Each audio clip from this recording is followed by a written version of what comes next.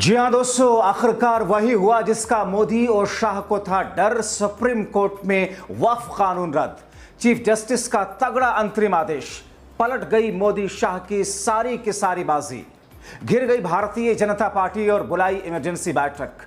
बहुत स्वागत है आप सभी का। आप देख रहे हैं द राजनीति का विशेष सेगमेंट खबर और विश्लेषण। मैं हूं जब्बार खान। दोस्तों, आखिर वो स्थिति कैसे सुप्रीम कोर्ट में उत्पन्न हो गई जिसके बुनियाद पर मोदी शाह की तरफ से पेश हुए वकील तुषार मेहता पानी पसीने पसीने हो गए और मोदी शाह के कानून को बचा नहीं सके। आखिर सुप्रीम कोर्ट के चीफ जस्टिस ने अंतरिम आदेश में कहा क्या है दोस्तों? सुप्रीम कोर्ट के चीफ जस्टिस के इस अंतरिम आदेश के बाद में उसका जो मतलब निकल रहा है, उससे क्यों कहा जा रहा है कि वक्फ कानून रद्द हो चुका है, कैंसिल हो चुका है। आप जिस वक्त जिस अंदाज में बातें अब तक कही और सुनी जा रही थी, वो सारी की सारी मोदी सरकार की तरफ से जो बातें थी, उसे थिथरई क्यों माना गया?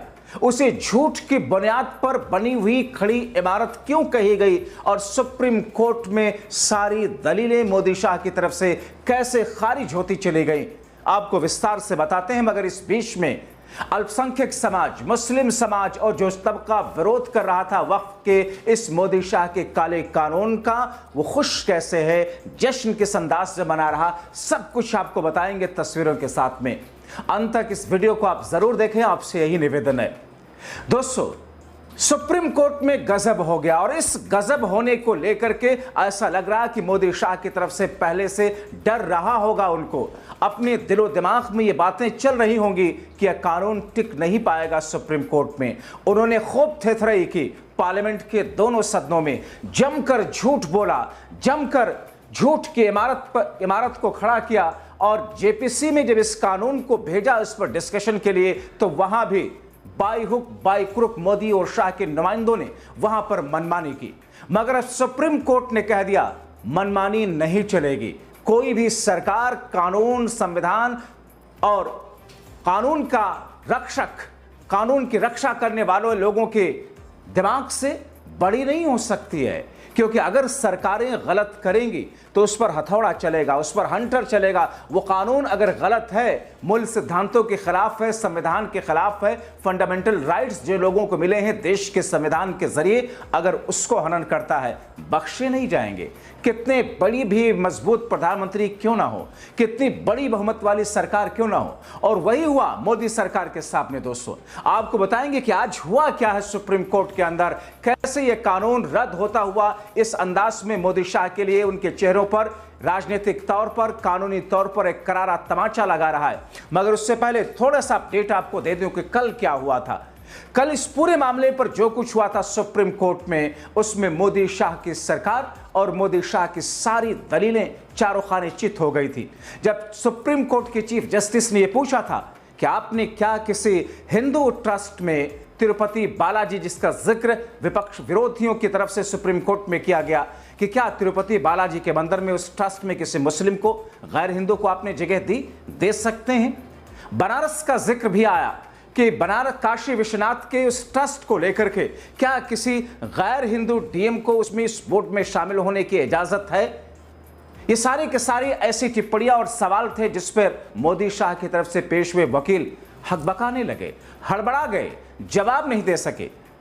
मगर जिस अंदाज में मोदी शाह के वकील ने सुप्रीम कोर्ट में भी झूठ की इबारत खड़ी करने की, भ्रमित करने की कोशिश की, बड़ा दिलचस्प है दोस्तों वो जानना कि यह सरकार किस तौर पर गुमराह करती है। यह सरकार किस तौर पर दलीलों के माध्यम से, जो दलीलें खुद उन्हीं सरकार को फंसाने का काम करती हैं, बावजूद इसको मीडिया, पालतू और गोदी मीडिया के सहारे कैसे उसे भ्रमित करने का काम करती हैं। दोस्तों, सुप्रीम कोर्ट में मोदी शाह के उल जुलूल दलीलें और थेथरई करने की कोशिश का अंदाज भी दिखा। मैं इसलिए इस बात का जिक्र कर रहा हूं ताकि आप जानें और समझें कि यह सरकार और इस सरकार की तरफ से जो कुछ बातें कही जा रही हैं, जिस अंदाज में जो चीजें बताई जा रही हैं, कितनी गलत, कितनी झूठ, कितनी बेबुनियाद तरीके से अब तक रही हैं, खासतौर पर वक्फ के इस मामले में। दोस्तों, मैं सारे पहलुओं पर तो नहीं जाऊंगा, मगर एक चीज आप देखिए, कैसे मोदी और शाह कि वकील ने उल जलूल दलीलें और थथरई करने की कोशिश सुप्रीम कोर्ट में की, मगर चीफ जस्टिस ने वहीं उनकी जुबान पर लगाम लगा दिया। सुप्रीम कोर्ट ने पूछा कि क्या किसी मंदिर के ट्रस्ट में कोई गैर हिंदू हो सकता है। उनसे पूछा कि क्या सरकार हिंदू ट्रस्ट के बोर्ड में मुस्लिम या किसी अल्पसंख्यक को शामिल करने की इजाजत देगी। बेंच के दोनों जजेस ने तिरुपति बालाजी मंदिर का जिक्र करते हुए उनसे पूछा कि कितने हिंदू मंदिरों में बोर्ड में गैर हिंदू शामिल हैं, कितने मुसलमान उसमें शामिल हैं। जस्टिस केवी विश्वनाथ ने भी कहा कि अभी तो एक ही उदाहरण याद आ रहा है कि वो हिंदू धर्मार्थ बंदोबस्त अधिनियम है जिसका संचालक सिर्फ हिंदू समुदाय ही कर सकता है। जब हिंदू ट्रस्ट में नहीं हो सकता तो फिर मुस्लिम ट्रस्ट में कैसे। इस पर मोदी सरकार के वकील एसजी तुषार मेहता ने कहा, मंदिर का वैधानिक पर्यवेक्षण एक कमेटी करती है जिसमें मुस्लिम हो सकते हैं और नहीं भी हो सकते हैं। देखिए कैसे गोलमोल झोल झाल करते हुए उलूल जलूल बातें वहां पर करने की कोशिश की। संशोधित कानून में यानी कि वक्फ कानून के अनुसार वक्फ बोर्ड के सदस्यों में सिर्फ 2 ही गैर मुस्लिम हो सकते हैं। इसके आगे मोदी के वकील ने जो कहा बहुत ही बचकाना था, हैरत वाला था। तुषार मेहता ने कहा कि फिर तो मौजूदा बेंच भी वक्फ कानून के मामले की सुनवाई नहीं कर सकती, सिर्फ मुस्लिम जजेस की बेंच ही इस मामले की सुनवाई कर सकती है। जिस पर चीफ जस्टिस ने फौरन मोदी सरकार की तरफ से पेश वकील तुषार मेहता को सख्ती से टोका और कहा, नो सॉरी मिस्टर मेहता, जब हम सुनवाई के लिए बैठते हैं तो हम भूल जाते हैं कि हम किस धर्म से हैं। हमारे लिए दोनों पक्ष एक समान होते हैं, लेकिन जब धार्मिक मामलों की देखभाल करने वाली परिषद को लेकर के सुनवाई कर रहे हैं तो हम सवाल भी उठा सकते हैं। जस्टिस संजीव खन्ना ने कहा कि कल को किसी मंदिर या हिंदू बंदोबस्त ट्रस्ट में रिसीवर नियुक्त किया जाना हो, वहां गवर्निंग बोर्ड के सभी सदस्य हिंदू हैं, तो आप जजों के साथ में कैसे तुलना कर सकते हैं, कैसे सवाल उठा सकते हैं कि वो किस पृष्ठभूमि से आते हैं। एसजी मेहता ने कहा कि उनका ये इरादा ये सुझाव देने का नहीं था कि सुनवाई के लिए अलग अलग पृष्ठभूमि से आने वाले धर्म से आने वाले जजेस ही हों। यहां पर भी झूठ बोल करके थथरई करके भ्रमित करके फंसाने की कोशिश मोदी शाह के वकील ने की दोस्तों। मगर सुप्रीम कोर्ट है, सर्वोच्च न्यायालय है, देश की सबसे बड़ी अदालत है, चीफ जस्टिस हैं, चलने नहीं दिया। ये वो निचली अदालतें नहीं हैं, जिला की अदालतें नहीं हैं जो सरकार के प्रभाव में आ जाती हैं। आपको लग रहा होगा एक कंटेम्प्ट ऑफ कोर्ट है, और क्योंकि ये उदाहरण कई सारे ऐसे हैं दोस्तों। संभल का उदाहरण उसी में याचिका लगाई गई थी कि साहब वहां पर हिंदुओं को भी जाने की इजाजत, एंट्री की इजाजत दी जाए। वो साहब जिस कोर्ट में याचिका लगाई गई उस अदालत ने, उस जज ने तो आगे बढ़कर के कह दिया कि साहब नहीं, आप जाइए मत, सिर्फ हम तो सर्वे कराने की इजाजत दे देते हैं, जाइए सर्वे करवा दीजिए। तो कोर्ट के फैसले जिस अंदाज में आ रहे हैं, सुप्रीम कोर्ट की ये हियरिंग और चीफ जस्टिस का यह अंदाज दिखा रहा है कि साहब नहीं, अदालतों को देखना होगा। सुप्रीम कोर्ट ने हाल के दिनों में बहुत सारे मामले में इलाहाबाद हाई कोर्ट के कई जजेस को फटकार लगाई है, इलाहाबाद हाई कोर्ट को लेकर के फटकार लगाई, उत्तर प्रदेश की सरकार को कहा कि कानून व्यवस्था नाम की कोई चीज आपके यहां है ही नहीं है।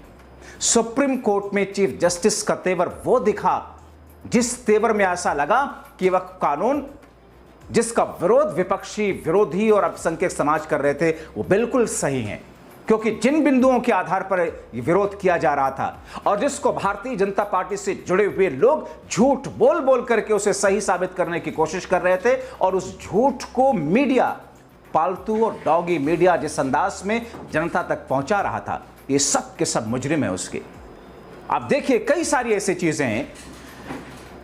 वक्फ बोर्ड जो कि प्योर धार्मिक संस्था है, एक मुसलमान अल्लाह के नाम पर अपनी संपत्ति खून पसीने से कमाई हुई वक्फ करता है, दान करता है, उसमें मोदी और शाह गैर मुस्लिम को डालते हैं, जबकि हिंदुओं और दूसरे धार्मिक संस्थानों में गैर हिंदू को डालने की हिम्मत नहीं करते। एक मोदी शाह ये कहते हैं कि हमने महिलाओं को इसमें शामिल करके एक तरीके से उनके फलाह के लिए, उनके तरक्की के लिए, उनको सशक्तिकरण के लिए एक मौका दिया। झूठ, क्योंकि पहले जो कानून था उसमें कम से कम 2 महिलाओं का प्रावधान था, ज्यादा से ज्यादा कितनी भी महिलाएं हो सकती थी। इस कानून में मोदी शाह ने सिर्फ और सिर्फ अधिकतम 2 महिलाओं पर कैप लगा दिया, 2 महिलाओं से ज्यादा नहीं हो सकती। ये कैसे हो सकता है? पहले जो कानून था कि अगर कोई शख्स वक्फ की संपत्ति पर कब्जा किए हुए बैठा है तो उसके खिलाफ में नॉन बेलेबल ऑफेंस होगा, यानी कि गैर जमानती वारंट होगा, कारावास होगी उसे, सख्त धाराओं के तहत। इस सरकार ने उसमें नॉन वेलेबल ऑफेंस को हटा दिया, गैर जमानती धारा को हटा दिया और कहते हैं कि हमने सख्ती बरती है। इस कानून में यह रखा गया कि अगर कोई शख्स 12 वर्षों से वक्फ की जमीन पर काबिज है तो संपत्ति उसकी हो जाएगी।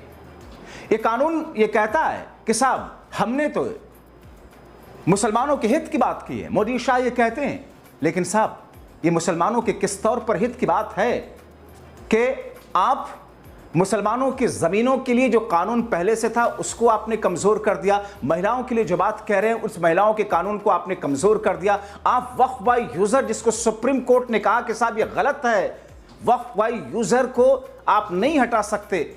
सुप्रीम कोर्ट ने कहा कि साहब अगर कोई 13वीं 14वीं शताब्दी की मस्जिद है, मदरसा है, खानकाह है, दरगाह है, वक्फ की कोई ज़मीन है, वो कहाँ से दस्तावेज़ ला करके संपत्ति को रजिस्टर्ड कराएगा, क्योंकि उस वक्त में तो कोई दस्तावेज़ था नहीं।